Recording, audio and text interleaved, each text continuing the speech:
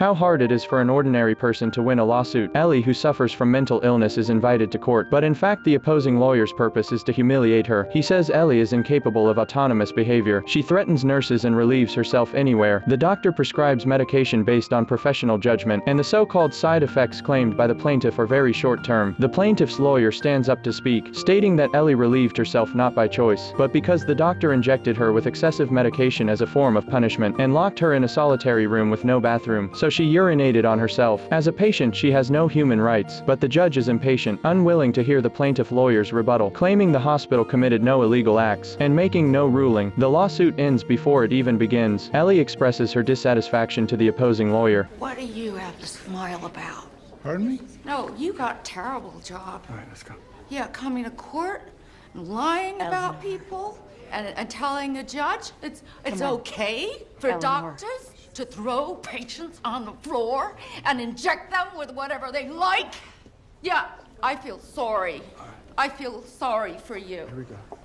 Due to the doctor's abuse of medication, Ellie needs tools to go to the bathroom every time, and this method causes her great pain. Claire promises the lawsuit is not over. To get the case to the state court, she works until 2 in the morning without rest. Claire attends a radio program to let more people know about patients like Ellie. She calls the doctor's actions chemical violence, because in psychiatric hospitals only doctors can make decisions. Claire wants to add a First Amendment argument to the case, because the medication interferes with their personality, thoughts, and emotions, but the professor thinks it's not a good idea, because most cases involving the First Amendment fail. Claire says nothing, but secretly adds 5 pages of First Amendment arguments. When questioned by the professor, she says it's not worth discussing further, but the professor says they are a team. To support Claire's new argument, he has to train himself and memorize unfamiliar medical terms. On the day of the hearing, Ellie refuses to attend court again, because those people are a nightmare to her. The professor's efforts are not in vain. He professionally explains to the judge the harm of over-medication. Even though the side effects appear short-term, the accumulated impact can lead to motor disorders. What they demand is for these patients to have the right to discuss proper medication choices with doctors, rather than being forcibly medicated unilaterally. Due to overwork, Claire develops shingles. She can only work from home. After some rest, Claire recovers her health. The professor, with a serious expression, hands Claire the court ruling. We won!